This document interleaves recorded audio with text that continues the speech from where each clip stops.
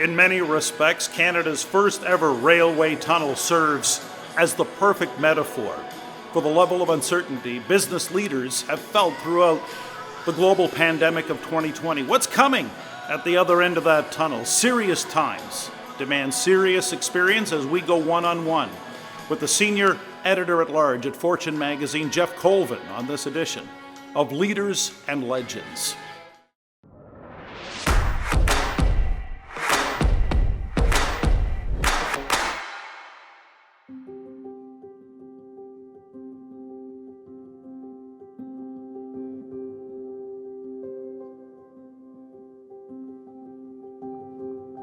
You know, Geoff, one of the things that we connected on early in some of our correspondence was this idea of reputational equity. And one of the things I want to throw your way is that this idea that the balance of power in terms of communication has definitely shifted. It's now firmly in the hands of a very digitally connected, very media savvy consumer who's increasingly skeptical and maybe even a little snarly. And so businesses and brands are now competing in a very fickle, hostile environment that they never really had to before. So love to hear your thoughts on reputational equity in that context.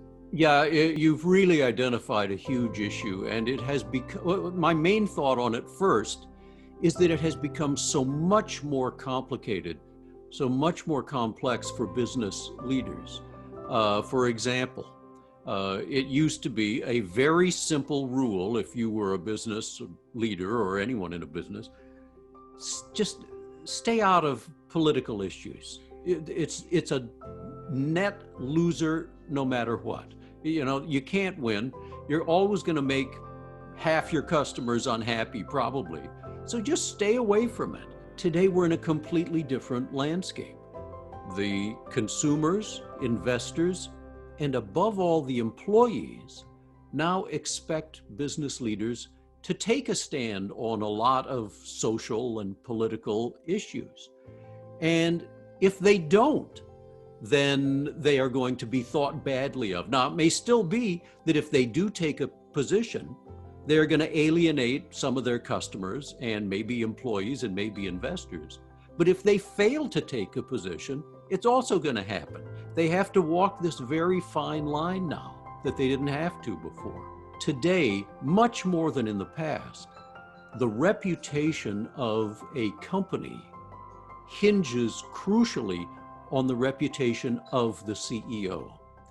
And the reputation of that individual accounts for at least half the reputation of the business overall. So it is now a very difficult, very complex problem, issue that businesses have to face, and they have to face it. You can't avoid it. So how do business leaders, that's the question, keep abreast and stay ahead on the front edge of these societal topics, but at the same time, you know, do the normal CEO and leadership work of, trying to maintain their team's focus and energy and business building on the future? Yeah, I tell you, it makes the CEO job and the, general, any business leader in a company, makes that job much more difficult.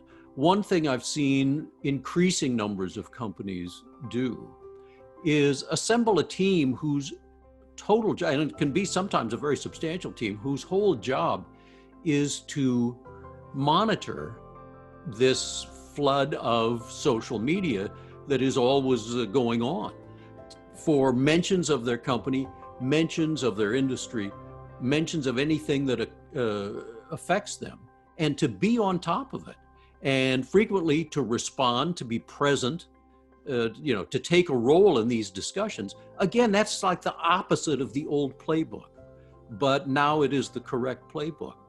And at the same time, they are paying more attention than ever to the sentiments of the employees. This is another new and strange phenomenon, at least by historical standards, strange. The employees have become activists. It used to be that employees were glad to be employed, right? They were not going to become activists, sometimes even protesting the actions of their employer. But in many industries now, getting and keeping the very best employees is the whole game, and responding to their concerns is critical. In the original post that we released on this issue of reputational equity, we defined it as public confidence plus consistent awareness extended over time. That being said, how do you respond to that? You know, the 65-year-old CEO who still needs the 23-year-old secretary to print off their emails, or the CEO who says, well, I can't be bothered with, you know, that Facebook or that YouTube or social media nonsense. What would you say to them? I think what I would say to them is talk to somebody, find somebody, and you may know such a person. And if you don't, ask around, because you'll quickly find such a person. Talk to somebody whose company has been somehow influenced or involved with social media, good or bad. It happens both ways. And what I'm saying is, if you're trying to convince somebody who really still has that attitude that they need to get up to date, you could give them all kinds of data, and the data would be overwhelmingly persuasive, and it probably wouldn't persuade them. What would persuade them is a story from somebody who's been there, who either gained a huge advantage by being savvy and aware of what's going on in social media, and not just social media, total use of technology, getting online, getting the business online, having a big presence online, somebody who's had tremendous success, or somebody who has had terrible misfortune by not doing it. Hear their story. That's what would convince somebody. You and I know that that's the way the world is. Plenty of other business people know that's the way the world is now. Somebody who still has to be convinced, they just need to meet some people who've been there. Is there a story you know vividly that comes to mind, like right now, especially since, you know, the global pandemic? Who do you think, in your view, is someone we could look at who's doing a great job of building reputational equity, Geoff? Who's, you know, creating goodwill at scale? One, through which company are you and I communicating right now? It's Zoom. And this has, of course, been a tremendous boon for them. Millions of people have now downloaded the app and have learned how to use it. But they got there by making the technology easier to use than anybody else's technology. And then by continuing to improve it, even as the usage rocketed. And I have to say, what nobody really notices, but really important, nothing went wrong. They had some privacy issues at the very beginning. They quickly fixed them.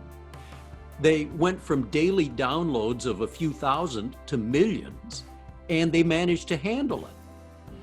That worked great. A different example actually would be Walmart. Well, you know, over 4,000 stores in North America. And they have also done a great job of making it really easy to order something, drive your car to the Walmart, push the button that opens the trunk of your car, an employee will put it in there, close the trunk, and you drive off. They did a better job of getting no-touch ordering and pickup to work faster than anybody else I know. Again, it was all online. It was all about having the team that could do it and understood the importance of doing it. And, you know, not a lot of retailers are doing great in this pandemic, but they are.